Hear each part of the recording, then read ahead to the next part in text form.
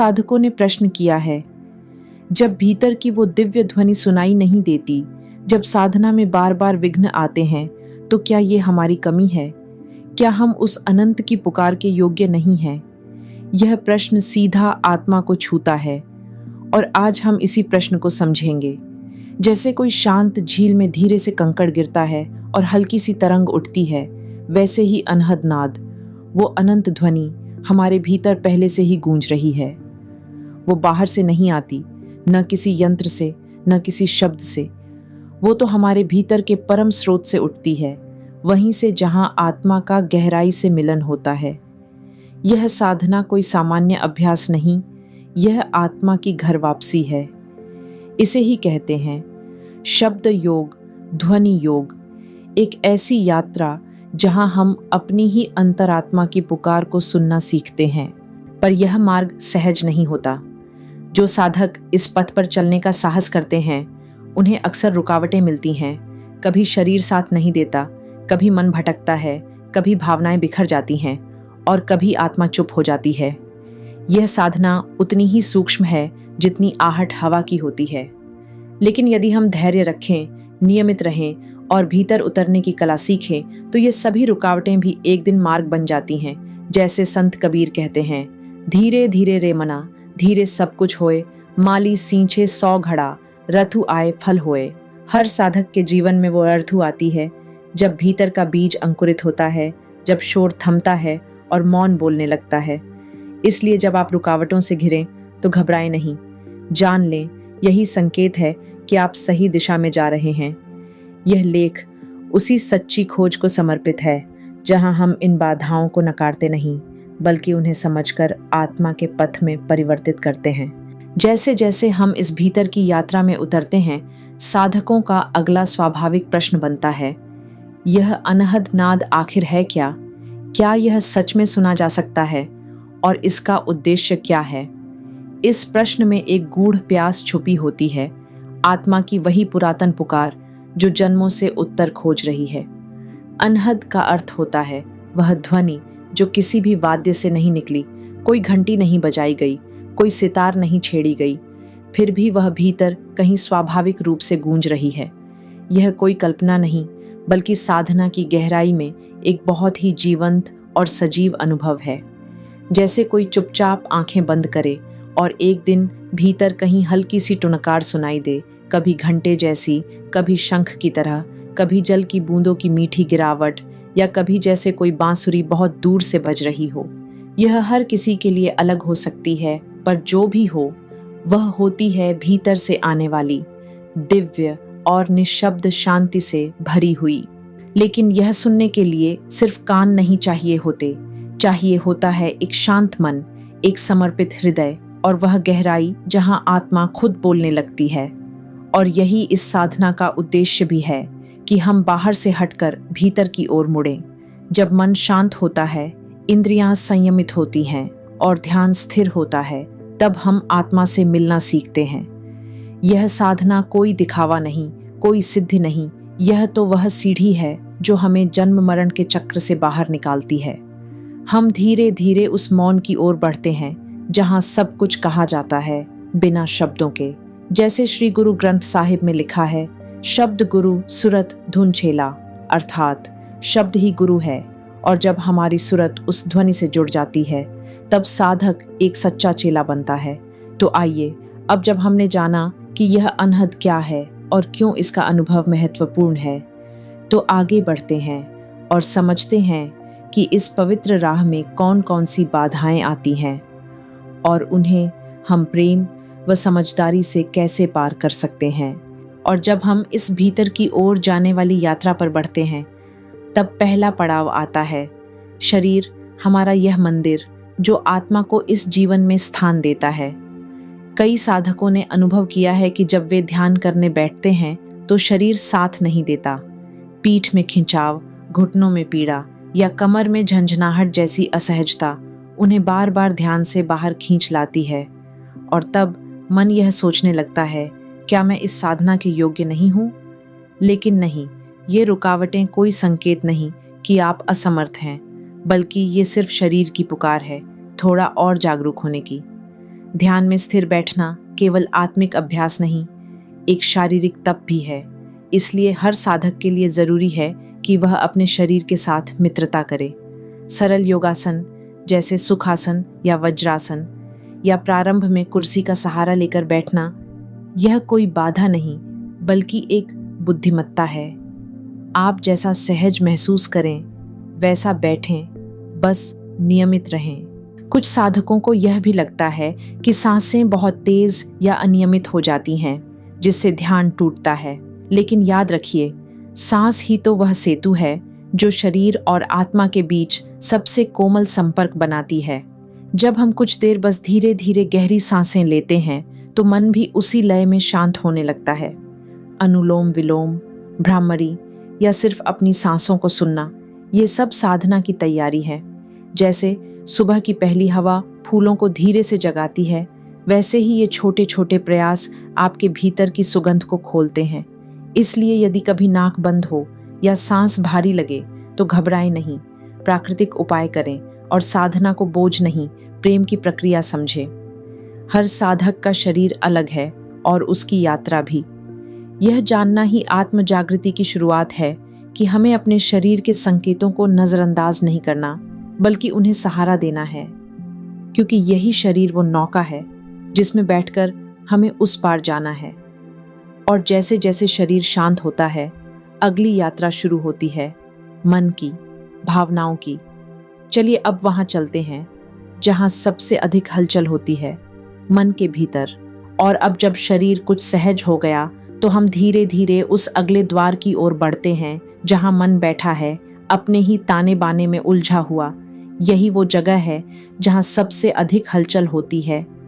कुछ साधकों ने बड़ी विनम्रता से पूछा, हम बैठते हैं, आंखें बंद करते हैं, पर विचार थमते ही नहीं। क्या यह भी कोई साधना में बाधा है? और उत्तर है हाँ, पर यह स्वाभाविक है, क्योंकि मन की आदत ही यही रही है, हर क्षण कुछ न कुछ सोचते रहना, स्मृतियों के पीछे दौड़ना, कल्पनाओं के धागे बुनना। ध्यान में बैठते ही ये सारी परतें ऊपर आने लगती हैं, जैसे कोई झील हो जिसमें ऊपर की सारी धूल अब साफ दिखने लगी हो। इसलिए घबराइए मत। विचारों की अधिकता कोई कमजोरी नहीं, बल्कि यह संकेत है कि अब भीतर का सफर शुरू हो रहा है। जब जब कोई विचार आए तो उसे पकड़िए नहीं, बस यह नहीं कहते हुए छोड़ दीजिए। इसे ही कहते हैं नेति नेति की विधि।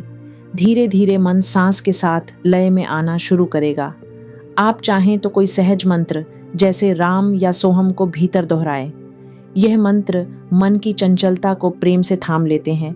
और कभी कभी जब कोई दिव्य आभास या अनजानी ध्वनि सुनाई देती है तो साधक थोड़ा डर भी जाता है कि कहीं कुछ गलत तो नहीं हो रहा।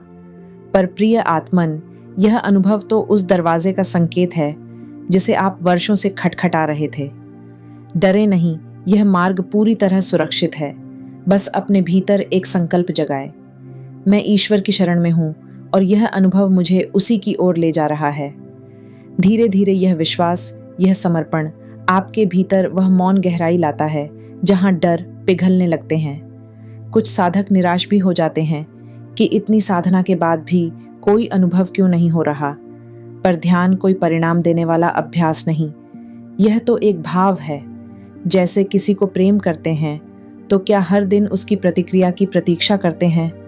नहीं ना। वैसे ही ध्यान भी एक प्रेम है, आत्मा के प्रति, प्रभु के प्रति। बस नियमित रहें, एक समय, एक स्थान रखें और कभी कभी बस शांत होकर बैठ जाएं, कुछ न करें, सिर्फ उस मौन से मिलें। फिर आते हैं वे अवरोध जो दिखाई नहीं देते पर बहुत गहरे हैं। पुराने जन्मों के संस्कार, अनजानी आदतें, चित्त की धुंध, जिनके कारण मन बार बार विघटित हो जाता है। इसे साधना से ही मिटाया जा सकता है। सेवा करें, किसी ज़रूरतमंद की मदद करें, किसी भूखे को खाना दें या किसी की चिंता बांट लें। नाम जप को दिनचर्या का हिस्सा बनाएं, चाहे गायत्री मंत्र हो, चाहे गुरु का दिया गया मूल मंत्र। हर जप, हर सेवा आत्मा को हल्का करती है। और फिर सबसे ज़रूरी बात, इस पथ पर एक अनुभवी, सच्चे और प्रेममयी गुरु का होना। बिना गुरु के ये राह भ्रम से भरी हो सकती है। कोई जो स्वयं चलकर आया हो और अब आपको उसी प्रेम से मार्ग दिखा रहा हो। पर यहाँ अंधश्रद्धा नहीं, विवेक जरूरी है। ऐसा गुरु खोजिए जो भीतर की ओर लौटना सिखाए, न कि बाहर की चकाचौंध में उलझाए। साथ ही साधना में सबसे बड़ा रोड़ा होता है अहंकार। जब मन यह सोचने लगे कि मैं कर रहा हूं, तो समझ लीजिए कि मौन टूट गया। ईर्ष्या, द्वेष, क्रोध, ये सब मन को भारी बना देते हैं। हर दिन एक छोटा सा आत्मचिंतन करें। क्या आज मैंने किसी को दुख पहुंचाया? और अगर हाँ, तो क्षमा मांगें भीतर से, मौन में। प्रेम करें, दया रखें और यह जानें कि हम सब एक ही परम स्रोत की संतान हैं। जैसे कबीर साहिब फरमाते हैं, जब मैं था तब हरि नहीं, अब हरि है मैं नाही। सब अंधियारा मिट गया, दीपक देखा माही। यह साधना भी एक ऐसा दीपक है जो हमारे भीतर के अंधकार को धीरे धीरे शांत प्रकाश में बदल देती है। और जब यह प्रकाश फैलता है तो जीवन के हर कोने में मौन बजने लगता है। वही मौन जो कभी शब्द था, अब अनुभव बन चुका है। अब चलिए उस ओर जहां यह अनुभव वास्तव में कैसा होता है, जब वह अनहद भीतर गूंजता है। और जैसे कोई किसान बीज बोने के बाद हर दिन उसे पानी देता है, मिट्टी को देखता है, सूरज की दिशा समझता है, वैसे ही साधना भी चाहती है नियमितता, एक सच्चा सरल अनुशासन। इस राह में कोई शॉर्टकट नहीं होता। साधना तब फल देती है जब हम प्रतिदिन उसे उसी श्रद्धा और भक्ति से करें जैसे किसी प्रिय से मिलने जा रहे हों। ब्रह्म मुहूर्त सुबह 4 से 6 का समय वो खामोश घड़ी होती है जब सारी सृष्टि भी जैसे थोड़ी देर के लिए ठहर जाती है। उसी समय भीतर की ध्वनि सबसे स्पष्ट, सबसे कोमल रूप में सुनी जा सकती है। एक ही स्थान पर रोज बैठना वहां की ऊर्जा को पवित्र बना देता है। वो कोना फिर सिर्फ बैठने का नहीं, एक मिलन स्थल बन जाता है। लेकिन शरीर और मन तभी साथ देंगे जब जीवन शैली सरल हो। इसलिए सात्विक आहार जैसे फल, दूध, सब्जियां और हल्का अनाज हमारी ऊर्जा को उस शांति के लिए तैयार करते हैं जहां ध्यान स्थिर हो सके। तामसिक भोजन, नशे की आदतें या अनियमित दिनचर्या साधना के उस कोमल वातावरण को भारी बना देती है। यहाँ त्याग कोई सज्जा नहीं, बल्कि एक निमंत्रण है स्वयं के साथ अधिक गहराई से मिलने का। और जब मन कभी उलझ जाए, जब भीतर कोई हलचल शांत न हो, तो सत्संग एक संजीवनी की तरह काम करता है।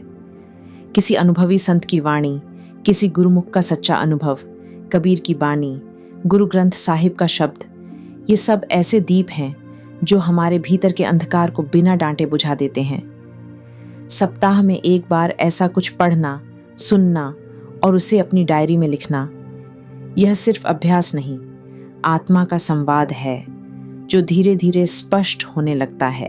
और फिर जब यह सब एक साथ होता है, शरीर स्थिर, मन शांत, दिनचर्या सरल और हृदय समर्पित, तब कुछ ऐसा घटता है जो शब्दों से परे है। तब साधक पहली बार वह अनहद ध्वनि सुन नहीं, अनुभव करने लगता है। कोई हल्की घंटी बजती है भीतर कहीं, जैसे किसी ने आत्मा के द्वार पर दस्तक दी हो।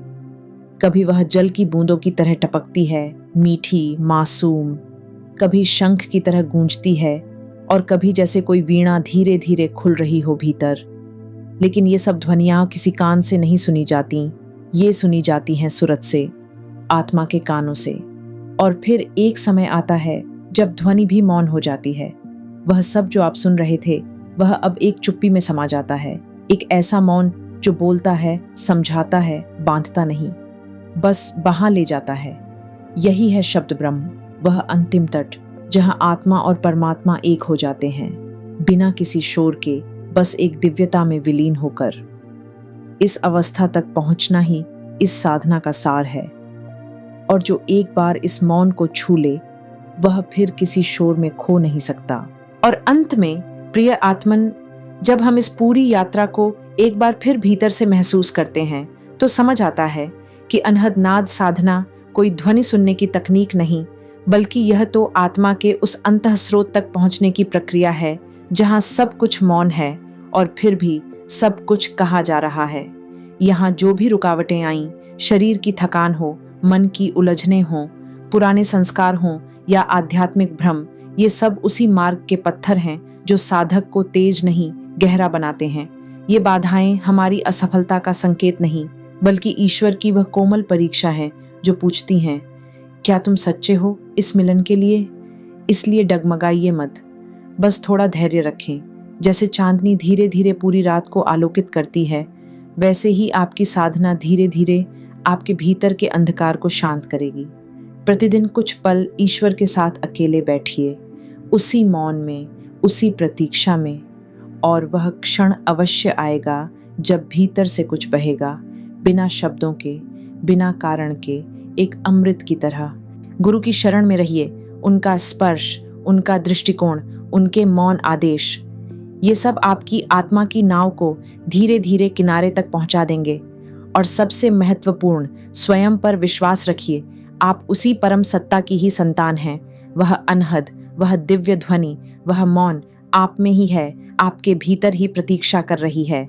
और अब अगर यह पूरी आत्मिक यात्रा आपको स्पर्श कर पाई हो, तो हम आपसे एक विनम्र अनुरोध करना चाहते हैं। हमारा यह चैनल सिर्फ ज्ञान बांटने का माध्यम नहीं, बल्कि एक संकल्प है। हम जो भी आय इससे प्राप्त करते हैं, वह जरूरतमंद बच्चों की शिक्षा और भोजन के लिए उपयोग होती है। इसलिए यदि आपने कुछ भी पाया हो इन शब्दों में, थोड़ा सा प्रेम, थोड़ा सा मौन, तो कृपया इस वीडियो को लाइक करें, शेयर करें और चैनल को सब्सक्राइब ज़रूर करें। और हाँ, नीचे कमेंट ज़रूर करें। अगर आपके कोई प्रश्न है, कोई उलझन है या सिर्फ कोई अनुभव साझा करना हो, हम आपके हर शब्द का उत्तर देने के लिए उपस्थित हैं। शब्द अब थम रहे हैं, पर जो भाव बचे हैं वे आपके भीतर धीरे धीरे गूंजते रहेंगे, जैसे किसी मंदिर में अंतिम आरती के बाद की घंटी, धीरे धीरे विलीन होती हुई, पर पूरी तरह कभी न समाप्त होने वाली शांति, मौन और मिलन।